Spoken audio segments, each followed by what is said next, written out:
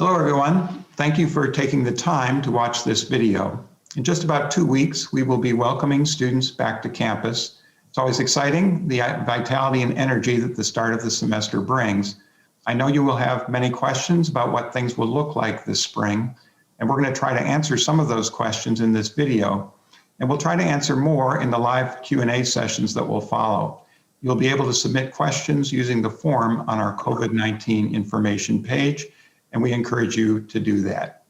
This, of course, has been an incredibly challenging time for all of us, and the recent turmoil in our nation's capital has only made it more challenging.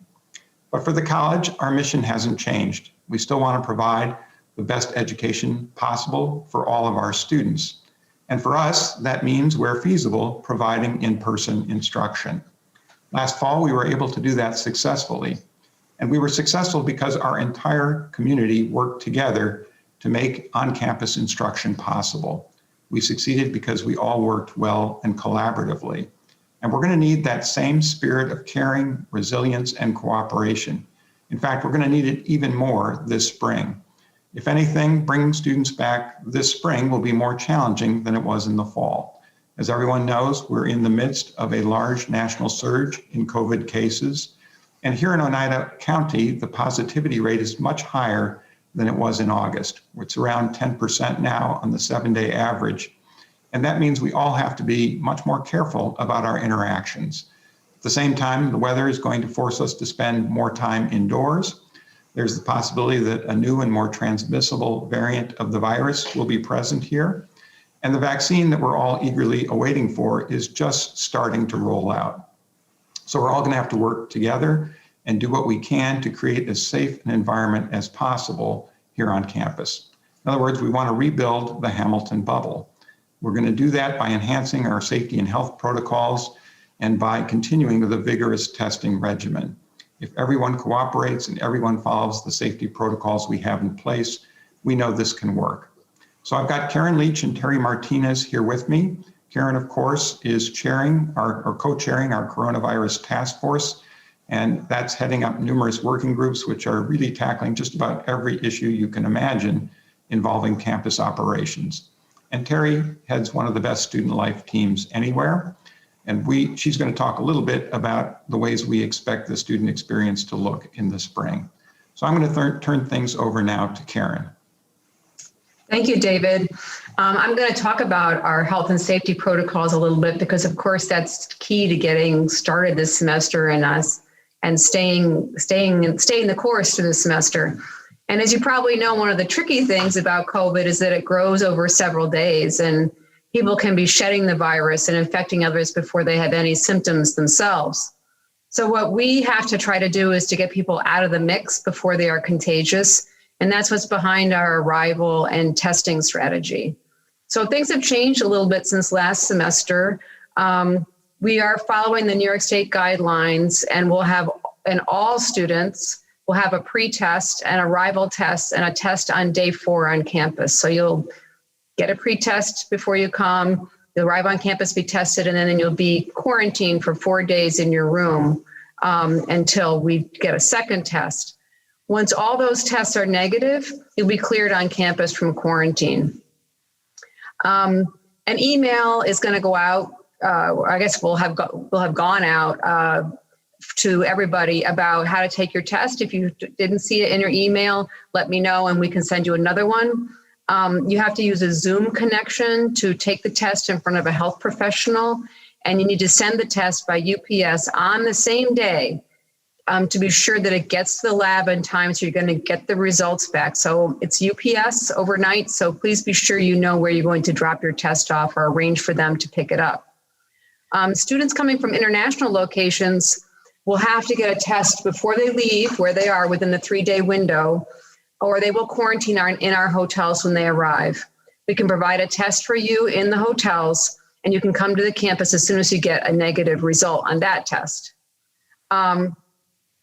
So students will register for arrival on campus through Student Life. Because we have really tight arrival windows, no students are allowed to return to campus earlier than their scheduled date and time. As I said, you will take a test immediately upon arrival and quarantine on campus. We we'll be testing during the first 2 weeks after the quarantine, 3 days a week. And the testing center is going to be open from Sunday through Thursday this semester. And then we'll go to 2 days a week after that. So people will test 3 days, Sunday, Tuesday, Thursday. Everybody will test on those days. And then after we go to 2 days a week, you'll be assigned by your class year to a day that you need to test. It's really important to test on the day that you're assigned, and it's really important to get your test because that's what's going to keep us all healthy, or as healthy as we can be. Now, I've been asked what happens if you have symptoms. First, if you are coming from home, please do not come to campus if you have symptoms. Get tested at home. If you have symptoms while you're on campus, please contact the health center and get a phone evaluation before going anywhere out of your room. You should call them first. And as you remember, we have the EMOCA badging system. We'll be asking you to complete EMOCA. It's really important that you do that too, so the health center can see how many students are sick at any one time or having problems at any one time. Finally, I just want to remind you that we do have an alert grid that shows the different alert levels on campus: green, yellow, orange, and red. We'll be starting the semester in yellow, which means that we'll be being more careful, and that's an important thing. And then that grid, if you look at our COVID website, gives you a sense of the factors that go into making a decision. There's not a specific number or a specific one thing that changes our status, but it's a combination of factors that we consider in changing the status on campus, which is really trying to reduce movement in order to keep everybody healthy. And I'm going to turn over to Terry then to talk about some student life things. Great. Thank you. Thank you, Karen. One of the things that we know that's important to all of our students is being part of a community and staying connected with friends. It's one of the reasons why being a residential campus is so valuable to all of us. So we know that engaging with friends and staying safe are not mutually exclusive. And I appreciate the many sacrifices that most students made last semester to keep us all safe. And I realized that it was very difficult. So we've taken into account some of the things that we learned from last semester. And one of the things that we will do this coming semester is once we clear the first few weeks of testing, the first 2 weeks of testing, and secure our bubble, we'll begin to allow students access into each other's residence halls and do that certainly earlier on in the semester. We also know that students who studied remotely lost that sense of community, and we're hoping to create greater connections for those students. So to that end, we're going to hire two student RAs, two students to serve as remote student RAs, so RSAs, and what they'll do is they'll check in with students who are studying remotely. They'll check in, they'll make sure that they provide opportunities for those students to connect with each other through virtual programming and promoting the virtual programming that's already happening on campus, and connect them to resources on campus if they need those resources as well. So if you're studying remotely, you should look to hear from those students. Student activities, residential life, student assembly, and the CAB, the Campus Activities Board, provided a few surprises and treats throughout the semester that were well received by students. So we're hoping to continue to do that programming and think about how those students who study remotely might be able to have a few surprises of their own as well. Finally, we're hoping to offer some more cold weather opportunities, outdoor opportunities for students so that we could really appreciate the beautiful campus we have. So instead of just dreading the cold weather. So our cross-country trails are being groomed regularly, and we have lots of gear available at no cost for students at the Glenn House. And so I want to make sure you take advantage of those opportunities. So you should look for those programming opportunities that have come up. We've heard a lot of input from students about our dining and challenges that some students faced with that.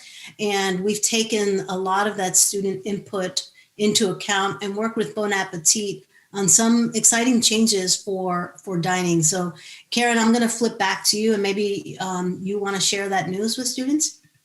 Yeah, thanks very much. We're definitely changing it up for spring. Of course, we're working under still a lot of restrictions because there's a lot of COVID restrictions in place, but we're definitely making some improvements, we hope. So first, let me talk about the quarantine days.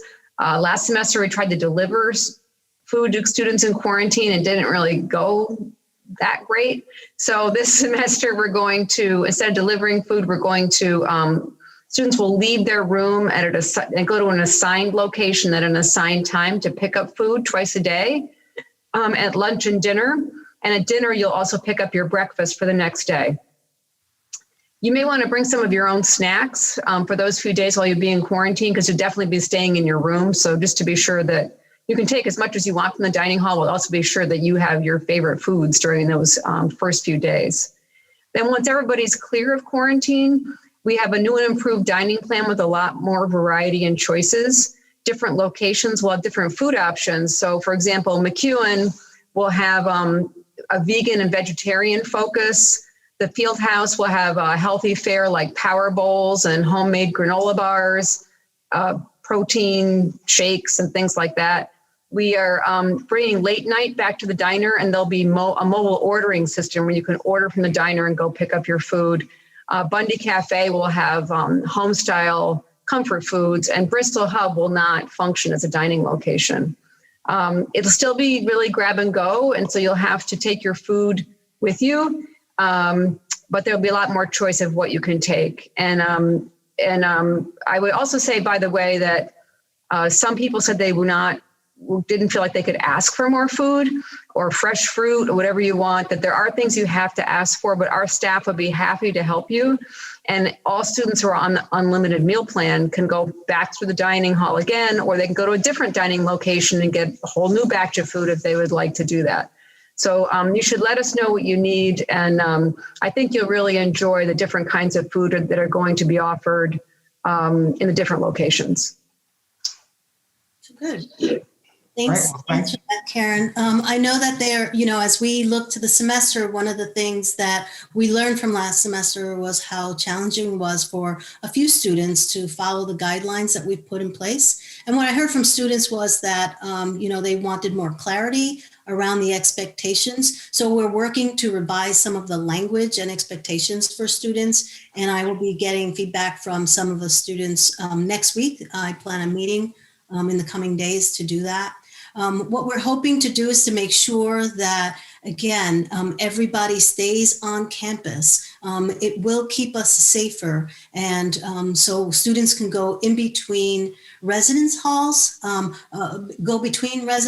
but we're asking that you not leave campus. And that if you have to leave campus for medical issue or a doctor's appointment or something that's an emergency at home, I just remind you to contact our office so that we can make sure that you exit and enter back into our community in ways that are safe for you and for others.